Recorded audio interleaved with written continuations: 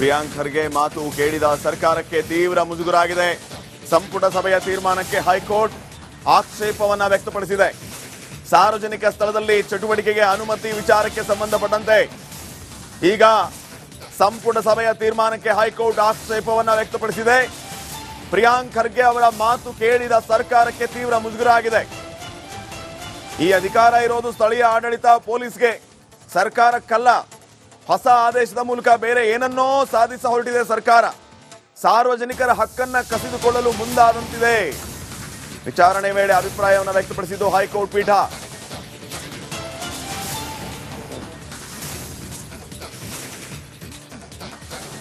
ವಕೀಲರಾಗಿರುವಂತಹ ಸುನಿಲ್ ಕುಮಾರ್ ಅವರು ನಮ್ಮ ಜೊತೆಗೆ ಮಾತಾಡೋದಕ್ಕೆ ಈ ಬಗ್ಗೆ ಫೋನ್ ಸಂಪರ್ಕದಲ್ಲಿದ್ದಾರೆ. ಸುನಿಲ್ ಕುಮಾರ್ ಅವರು ನಮಸ್ಕಾರ. ನಮಸ್ತೆ ಪಾಟೀಲ್. RSS ವಿಚಾರಕ್ಕೆ ಸಂಬಂಧಪಟ್ಟಂತೆ ಸರ್ಕಾರದ ಮತ್ತು ಸಂಘದ ನಡುವೆ ಸಂಘರ್ಷ ಇತ್ತು. ಈಗ ಒಂದು ರೀತಿ ಹಿನ್ನಡೆ ಆಗಿರೋದು ಸರ್ಕಾರಕ್ಕೆ. ಕೆಲವು ಕಾರಣಗಳನ್ನ ಪೀಠ ಈ ಸಂದರ್ಭದಲ್ಲಿ ಹೇಳಿದೆ. ಈ ಅಧಿಕಾರ ಇರೋದು ಸ್ಥಳೀಯ ಆಡಳಿತ ಪೊಲೀಸ್ಗೆ, ಸರ್ಕಾರಕ್ಕಲ್ಲ ಅಂತ ಹೇಳಿದೆ. ಸಾರ್ವಜನಿಕರ ಹಕ್ಕನ್ನ ಕಸಿದುಕೊಳ್ಳೋದಕ್ಕೆ ಸರ್ಕಾರ ಮುಂದಾದಂತಿದೆ ಅಂತ ಹೇಳಿ ಈ ಒಂದು ಆದೇಶಕ್ಕೆ ತಡೆಯನ್ನ ನೀಡಿರೋದು. ಇದನ್ನ ಯಾವ ರೀತಿ ನೋಡ್ತೀರಿ ನೀವು? ಖಂಡಿತ ನೋಡಿ, ಇದೊಂದು ಚಾರಿತ್ರಿಕವಾದಂತಹ ತೀರ್ಪು. ಸಂವಿಧಾನ ಮತ್ತು ಎಲ್ಲ ಪ್ರಜೆಗಳಿಗಿರುವಂತಹ ಒಂದು ಸಣ್ಣ ಏನು ಹಕ್ಕು, ಸಂವಿಧಾನ ಕೊಟ್ಟಂತ ಹಕ್ಕನ್ನ ಚ್ಯುತಿ ಮಾಡ್ಲಿಕ್ಕೆ ಅಥವಾ ಹಕ್ಕನ್ನ ಕಿತ್ಕೊಂಡ್ಲಿಕ್ಕೆ ಸರ್ಕಾರ ಒಂದು ಕ್ಯಾಬಿನೆಟ್ ಅಲ್ಲಿ ಏನು ಡಿಸಿಷನ್ ತಗೊಂಡಿದ್ಯೋ ಅದಕ್ಕೆ ತಡೆಯಾಜ್ಞೆ ನ್ಯಾಯಾಲಯ ಕೊಟ್ಟಿದೆ. ಅದು ಸರ್ಕಾರಿ ಜಾಗ ಆಗ್ಲಿ ಅಥವಾ ಪ್ರೈವೇಟ್ ಜಾಗ ಆಗ್ಲಿ, ಸಾರ್ವಜನಿಕರು ಅಥವಾ ಒಂದು ಸಮಾವೇಶ ಮಾಡಬೇಕು ಅಂತ ಹೇಳಿದಾಗ ಒಂದು ಪರ್ಮಿಷನ್ ತಗೊಂಡೇ ಸಮಾವೇಶ ಮಾಡ್ತಾರೆ. ಬಟ್ ಸರ್ಕಾರ ಏಕಾಏಕಿ ಯಾವುದೋ ಒಂದು RSS ಅನ್ನೋ ಒಂದು ಸಂಘಟನೆಯ ದೃಷ್ಟಿಕೋನದಲ್ಲಿ ಇಟ್ಕೊಂಡು ನೀವು ಸರ್ಕಾರಿ ಸ್ಥಳಗಳಲ್ಲಿ ಸಾರ್ವಜನಿಕ ಯಾವುದೇ ಕಾರ್ಯಕ್ರಮ ಮಾಡಬಾರ್ದು ಅಂತ ಹೇಳಿ ಕಾರಣ ಕೊಟ್ಟಿಲ್ಲ. ಯಾಕೆ ಮಾಡಬಾರ್ದು? ಎಲ್ಲರಿಗೂ ಸಂವಿಧಾನದಲ್ಲಿ ಹಕ್ಕಿದೆ. ಒಂದು ಪೀಸ್ಫುಲ್ ಆಗಿ ಒಂದು ಪ್ರೊಟೆಸ್ಟ್ ಮಾಡುವಂತ ಅಧಿಕಾರ ಇದೆ, ಒಂದು ಸಾರ್ವಜನಿಕ ಕಾರ್ಯಕ್ರಮ ಮಾಡುವಂತ ಅಧಿಕಾರ ಇದೆ, ಒಂದು ಗಾಂಧಿ ಜಯಂತಿ ಮಾಡುವಂತ ಅಧಿಕಾರ ಇದೆ, ಒಂದು ಅಂಬೇಡ್ಕರ್ ಜಯಂತಿ ಮಾಡುವಂತ ಅಧಿಕಾರ ಇದೆ. ಅದನ್ನ ಚ್ಯುತಿ ಮಾಡಿ ಯಾವುದೂ ಮಾಡಬಾರ್ದು ಅಂದ್ರೆ ಇದೊಂಥರ ನಿಜವಾಗ್ಲೂ ನೀವು ಸಂವಿಧಾನ ಕೊಟ್ಟಂತ ಹಕ್ಕುಗಳನ್ನ ನೀವು ಉಲ್ಲಂಘನೆ ಮಾಡಿದಂಗೆ ಆಗ್ತದೆ. ನೀವು ಅದನ್ನ ದಮನ ಮಾಡ್ಲಿಕ್ಕೆ ಪ್ರಯತ್ನ ಪಡ್ತೀರಿ ಅಂತ ಹೇಳಿ ಮತ್ತೆ ಯಾರೋ ಸಜೆಷನ್ ಅಥವಾ ಯಾರೋ ರೆಕಮೆಂಡೇಶನ್ ತುಂಬಾ ಸೀರಿಯಸ್ ಆಗಿ ತಗೊಂಡು ನೀವು ಮಾಡಿದ ತಪ್ಪು ಅಂತ ಹೇಳಿ ಬಹಳಷ್ಟು ಖಾರವಾಗಿ ಹೈಕೋರ್ಟ್ ಪ್ರತಿಕ್ರಿಯೆ ಕೊಟ್ಟಿದೆ. ಇದು ನಿಜವಾಗ್ಲೂ RSS ಅವರ ಪಥಸಂಚಲನಕ್ಕೆ ಒಂದು ದೊಡ್ಡ ಜಯ ಅಂತಾನೆ ಹೇಳ್ಬೋದು. RSS ಅವರು ಒಂದು ಅರ್ಜಿಯನ್ನ ಕೊಟ್ಟಾಗ್ಲೂ ಕೂಡ ನೋಡಿ, ನಾವು ಸುಮಾರು 250 ಕಡೆ ಪಥಸಂಚಲನ ಮಾಡಿದೀವಿ, ಎಲ್ಲೂ ಕೂಡ ಗಲಭೆಗೆ ಅವಕಾಶ ಕೊಟ್ಟಿಲ್ಲ. ಶಾಂತ ರೀತಿಯಲ್ಲಿ ಒಂದು ರೂಟ್ ಮಾರ್ಚ್ ಮಾಡ್ತಾ ಹೋಗ್ತೀವಿ ನಾವು. ಇದರಿಂದ ರಾಷ್ಟ್ರ ಪ್ರೇಮಿಗಳು ಯಾರಿದ್ದಾರೋ ಅವ್ರು ನಮ್ಮ ಜೊತೆ ಜಾಯ್ನ್ ಆಗ್ತಾರೆ. ರಾಷ್ಟ್ರದ ಬಗ್ಗೆ, ದೇಶದ ಬಗ್ಗೆ ನಾವು ಒಂದು ಅಭಿಮಾನವನ್ನು ವ್ಯಕ್ತಪಡಿಸ್ತೀವಿ. ಅದಕ್ಕೆ ನಮ್ಮ ದೇಶದಲ್ಲೇ ನೀವು ನಮ್ಗೆ ಅವಕಾಶ ಕೊಟ್ಟಿಲ್ಲ ಅಂದ್ರೆ ನಾವು ಯಾವ ದೇಶದಲ್ಲಿ ಮಾಡಬೇಕು ಅಂತ ಹೇಳಿ ಅವರು ಒಳ್ಳೆ ಒಂದು ಅರ್ಜಿಯನ್ನ ಕೊಟ್ಟಿದ್ರು. ಬಟ್ ಸರ್ಕಾರ, ಸುನಿಲ್ ಕುಮಾರ್ ಅವರೀಗ ಚಿತ್ತಾಪುರದ RSS ಪಥಸಂಚಲನಕ್ಕೆ ಯಾವುದು ಅಡ್ಡಿ ಇಲ್ಲ ಅನ್ಕೋತೀನಿ. ಖಂಡಿತ ಅಡ್ಡಿ ಇಲ್ಲ. ಬಟ್ ಅದಕ್ಕೆ ಹೈಕೋರ್ಟ್ ಇನ್ನೊಂದು ಪೀಠದಲ್ಲಿ ಆಲ್ರೆಡಿ ವಿಚಾರಣೆ ನಡೀತಾ ಇದೆ. ಅಲ್ಲಿ ಹೈಕೋರ್ಟ್ ಅವರು ಒಂದು ಕೆಲವು ಕಂಡೀಷನ್ಸ್ ಗಳನ್ನ ಇಂಪೋಸ್ ಮಾಡ್ತಾರೆ. ಈಗ ಭೀಮ್ ಆರ್ಮಿನವ್ರು ಆಗ್ಬೋದು, RSS ಅವ್ರು ಆಗ್ಬೋದು, ಎಲ್ಲರೂ ಒಂದೇ ದಿವಸ ಮಾಡೋದು ಬೇಡ. ಒಂದೇ ದಿವಸ ಮಾಡಿದಾಗ ಗಲಭೆ ಆಗುವಂತ ಸಾಧ್ಯತೆ ಇರುತ್ತೆ ಅಂತ ಹೇಳಿ RSS ಅವರಿಗೆ ಒಂದು ದಿವಸ, ಭೀಮ್ ಆರ್ಮಿನವ್ರಿಗೆ ಒಂದು ದಿವಸ, ಎಲ್ಲರೂ ಕೂಡ ಸಂಘಟನೆ ಎಲ್ಲರೂ ಕೂಡ ಶಾಂತ ರೀತಿಯಲ್ಲಿ ಪ್ರೊಟೆಸ್ಟ್ ಏನ್ ಮಾಡ್ತಿರೋ ಮಾಡಿ ಅಂತ ಹೇಳಿ ಖಂಡಿತವಾಗ್ಲೂ ಎಲ್ಲರಿಗೂ ಕೂಡ ಅವಕಾಶ ಕೊಡುವಂತ ಸಾಧ್ಯತೆ ಇದೆ. Okay, thank you Sunil Kumar ಅವರೇ, ರಿಪಬ್ಲಿಕನ್ ಜೊತೆ ಮಾತಾಡಿದಕ್ಕೆ.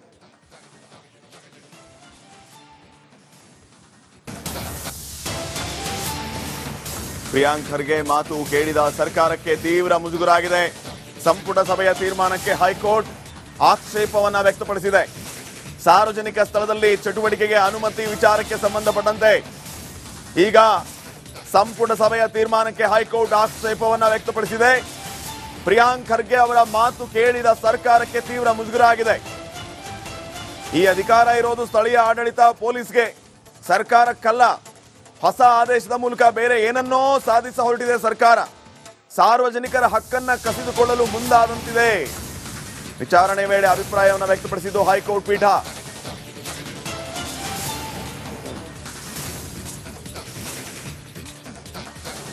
ವಕೀಲರಾಗಿರುವಂತಹ ಸುನಿಲ್ ಕುಮಾರ್ ಅವರು ನಮ್ಮ ಜೊತೆಗೆ ಮಾತಾಡೋದಕ್ಕೆ ಈ ಬಗ್ಗೆ ಫೋನ್ ಸಂಪರ್ಕದಲ್ಲಿದ್ದಾರೆ. ಸುನಿಲ್ ಕುಮಾರ್ ಅವರು ನಮಸ್ಕಾರ. ನಮಸ್ತೆ ಪಾಟೀಲ್.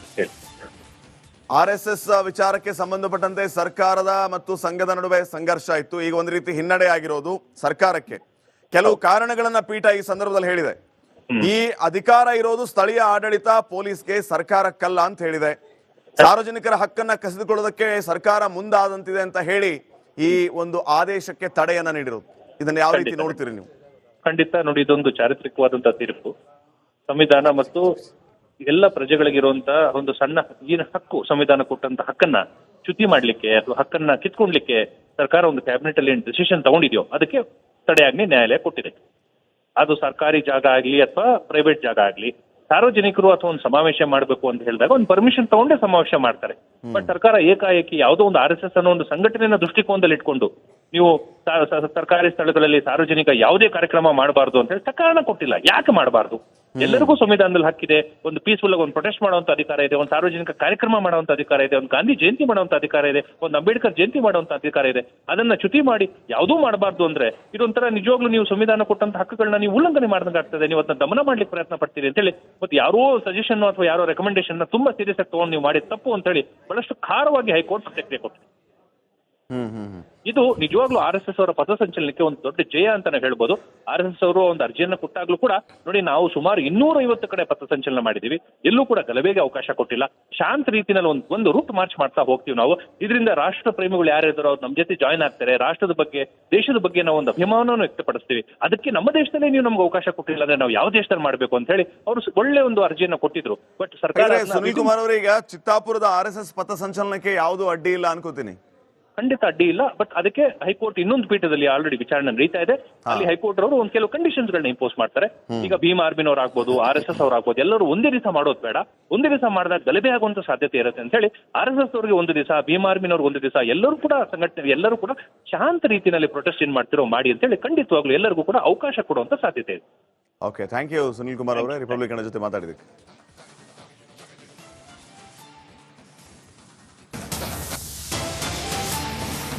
ಪ್ರಿಯಾಂಕ್ ಖರ್ಗೆ ಮಾತು ಕೇಳಿದ ಸರ್ಕಾರಕ್ಕೆ ತೀವ್ರ ಮುಜುಗರ ಆಗಿದೆ. ಸಂಪುಟ ಸಭೆಯ ತೀರ್ಮಾನಕ್ಕೆ ಹೈಕೋರ್ಟ್ ಆಕ್ಷೇಪವನ್ನ ವ್ಯಕ್ತಪಡಿಸಿದೆ. ಸಾರ್ವಜನಿಕ ಸ್ಥಳದಲ್ಲಿ ಚಟುವಟಿಕೆಗೆ ಅನುಮತಿ ವಿಚಾರಕ್ಕೆ ಸಂಬಂಧಪಟ್ಟಂತೆ ಈಗ ಸಂಪುಟ ಸಭೆಯ ತೀರ್ಮಾನಕ್ಕೆ ಹೈಕೋರ್ಟ್ ಆಕ್ಷೇಪವನ್ನ ವ್ಯಕ್ತಪಡಿಸಿದೆ. ಪ್ರಿಯಾಂಕ್ ಖರ್ಗೆ ಅವರ ಮಾತು ಕೇಳಿದ ಸರ್ಕಾರಕ್ಕೆ ತೀವ್ರ ಮುಜುಗರ ಆಗಿದೆ. ಈ ಅಧಿಕಾರ ಇರೋದು ಸ್ಥಳೀಯ ಆಡಳಿತ ಪೊಲೀಸ್ಗೆ, ಸರ್ಕಾರಕ್ಕಲ್ಲ. ಹೊಸ ಆದೇಶದ ಮೂಲಕ ಬೇರೆ ಏನನ್ನೋ ಸಾಧಿಸ ಹೊರಟಿದೆ ಸರ್ಕಾರ. ಸಾರ್ವಜನಿಕರ ಹಕ್ಕನ್ನ ಕಸಿದುಕೊಳ್ಳಲು ಮುಂದಾದಂತಿದೆ.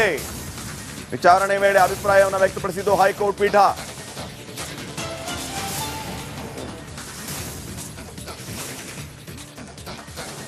ವಕೀಲರಾಗಿರುವಂತಹ ಸುನೀಲ್ ಕುಮಾರ್ ಅವರು ನಮ್ಮ ಜೊತೆಗೆ ಮಾತಾಡೋದಕ್ಕೆ ಈ ಬಗ್ಗೆ ಫೋನ್ ಸಂಪರ್ಕದಲ್ಲಿದ್ದಾರೆ. ಸುನೀಲ್ ಕುಮಾರ್ ಅವರು ನಮಸ್ಕಾರ. ನಮಸ್ತೆ ಪಾಟೀಲ್. RSS ವಿಚಾರಕ್ಕೆ ಸಂಬಂಧಪಟ್ಟಂತೆ ಸರ್ಕಾರದ ಮತ್ತು ಸಂಘದ ನಡುವೆ ಸಂಘರ್ಷ ಇತ್ತು. ಈಗ ಒಂದು ರೀತಿ ಹಿನ್ನಡೆ ಆಗಿರೋದು ಸರ್ಕಾರಕ್ಕೆ. ಕೆಲವು ಕಾರಣಗಳನ್ನ ಪೀಠ ಈ ಸಂದರ್ಭದಲ್ಲಿ ಹೇಳಿದೆ. ಈ ಅಧಿಕಾರ ಇರೋದು ಸ್ಥಳೀಯ ಆಡಳಿತ ಪೊಲೀಸ್ಗೆ, ಸರ್ಕಾರಕ್ಕಲ್ಲ ಅಂತ ಹೇಳಿದೆ. ಸಾರ್ವಜನಿಕರ ಹಕ್ಕನ್ನ ಕಸಿದುಕೊಳ್ಳೋದಕ್ಕೆ ಸರ್ಕಾರ ಮುಂದಾದಂತಿದೆ ಅಂತ ಹೇಳಿ ಈ ಒಂದು ಆದೇಶಕ್ಕೆ ತಡೆಯನ್ನ ನೀಡಿರೋದು. ಇದನ್ನ ಯಾವ ರೀತಿ ನೋಡ್ತೀರಿ ನೀವು? ಖಂಡಿತ ನೋಡಿ, ಇದೊಂದು ಚಾರಿತ್ರಿಕವಾದಂತಹ ತೀರ್ಪು. ಸಂವಿಧಾನ ಮತ್ತು ಎಲ್ಲ ಪ್ರಜೆಗಳಿಗಿರುವಂತಹ ಒಂದು ಸಣ್ಣ ಏನು ಹಕ್ಕು, ಸಂವಿಧಾನ ಕೊಟ್ಟಂತ ಹಕ್ಕನ್ನ ಚ್ಯುತಿ ಮಾಡ್ಲಿಕ್ಕೆ ಅಥವಾ ಹಕ್ಕನ್ನ ಕಿತ್ಕೊಳ್ಲಿಕ್ಕೆ ಸರ್ಕಾರ ಒಂದು ಕ್ಯಾಬಿನೆಟ್ ಅಲ್ಲಿ ಡಿಸಿಷನ್ ತಗೊಂಡಿದ್ಯೋ ಅದಕ್ಕೆ ತಡೆಯಾಜ್ಞೆ ನ್ಯಾಯಾಲಯ ಕೊಟ್ಟಿದೆ. ಅದು ಸರ್ಕಾರಿ ಜಾಗ ಆಗ್ಲಿ ಅಥವಾ ಪ್ರೈವೇಟ್ ಜಾಗ ಆಗ್ಲಿ, ಸಾರ್ವಜನಿಕರು ಅಥವಾ ಒಂದು ಸಮಾವೇಶ ಮಾಡಬೇಕು ಅಂತ ಹೇಳಿದಾಗ ಒಂದು ಪರ್ಮಿಷನ್ ತಗೊಂಡೇ ಸಮಾವೇಶ ಮಾಡ್ತಾರೆ. ಬಟ್ ಸರ್ಕಾರ ಏಕಾಏಕಿ ಯಾವುದೋ ಒಂದು RSS ಅನ್ನೋ ಒಂದು ಸಂಘಟನೆಯ ದೃಷ್ಟಿಕೋನದಲ್ಲಿ ಇಟ್ಕೊಂಡು ನೀವು ಸರ್ಕಾರಿ ಸ್ಥಳಗಳಲ್ಲಿ ಸಾರ್ವಜನಿಕ ಯಾವುದೇ ಕಾರ್ಯಕ್ರಮ ಮಾಡಬಾರ್ದು ಅಂತ ಹೇಳಿ ಕಾರಣ ಕೊಟ್ಟಿಲ್ಲ. ಯಾಕೆ ಮಾಡಬಾರ್ದು? ಎಲ್ಲರಿಗೂ ಸಂವಿಧಾನದಲ್ಲಿ ಹಕ್ಕಿದೆ.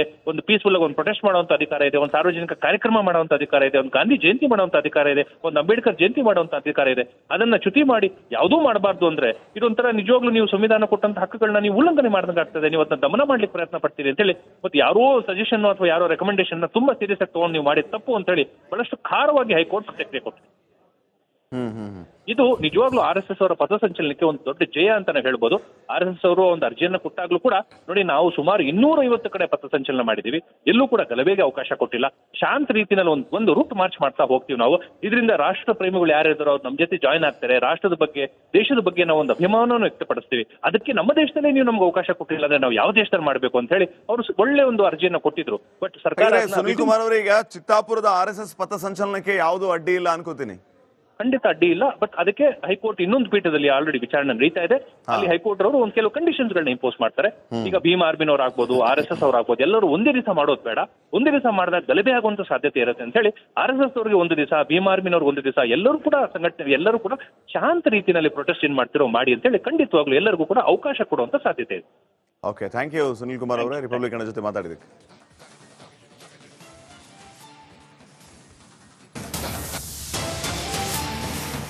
ಪ್ರಿಯಾಂಕ್ ಖರ್ಗೆ ಮಾತು ಕೇಳಿದ ಸರ್ಕಾರಕ್ಕೆ ತೀವ್ರ ಮುಜುಗರ ಆಗಿದೆ. ಸಂಪುಟ ಸಭೆಯ ತೀರ್ಮಾನಕ್ಕೆ ಹೈಕೋರ್ಟ್ ಆಕ್ಷೇಪವನ್ನ ವ್ಯಕ್ತಪಡಿಸಿದೆ. ಸಾರ್ವಜನಿಕ ಸ್ಥಳದಲ್ಲಿ ಚಟುವಟಿಕೆಗೆ ಅನುಮತಿ ವಿಚಾರಕ್ಕೆ ಸಂಬಂಧಪಟ್ಟಂತೆ ಈಗ ಸಂಪುಟ ಸಭೆಯ ತೀರ್ಮಾನಕ್ಕೆ ಹೈಕೋರ್ಟ್ ಆಕ್ಷೇಪವನ್ನ ವ್ಯಕ್ತಪಡಿಸಿದೆ. ಪ್ರಿಯಾಂಕ್ ಖರ್ಗೆ ಅವರ ಮಾತು ಕೇಳಿದ ಸರ್ಕಾರಕ್ಕೆ ತೀವ್ರ ಮುಜುಗರ ಆಗಿದೆ. ಈ ಅಧಿಕಾರ ಇರೋದು ಸ್ಥಳೀಯ ಆಡಳಿತ ಪೊಲೀಸ್ಗೆ, ಸರ್ಕಾರಕ್ಕಲ್ಲ. ಹೊಸ ಆದೇಶದ ಮೂಲಕ ಬೇರೆ ಏನನ್ನೋ ಸಾಧಿಸ ಹೊರಟಿದೆ ಸರ್ಕಾರ. ಸಾರ್ವಜನಿಕರ ಹಕ್ಕನ್ನ ಕಸಿದುಕೊಳ್ಳಲು ಮುಂದಾದಂತಿದೆ. ವಿಚಾರಣೆ ವೇಳೆ ಅಭಿಪ್ರಾಯವನ್ನು ವ್ಯಕ್ತಪಡಿಸಿದ್ದು ಹೈಕೋರ್ಟ್ ಪೀಠ.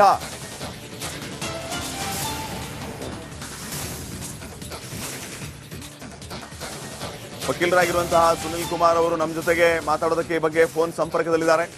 ಸುನಿಲ್ ಕುಮಾರ್ ಅವರು ನಮಸ್ಕಾರ. ನಮಸ್ತೆ ಪಾಟೀಲ್, ಹೇಳಿ.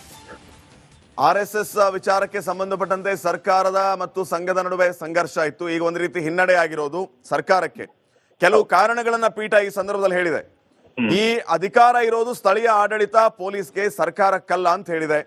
ಸಾರ್ವಜನಿಕರ ಹಕ್ಕನ್ನ ಕಸಿದುಕೊಳ್ಳೋದಕ್ಕೆ ಸರ್ಕಾರ ಮುಂದಾದಂತಿದೆ ಅಂತ ಹೇಳಿ ಈ ಒಂದು ಆದೇಶಕ್ಕೆ ತಡೆಯನ್ನ ನೀಡಿರೋದು.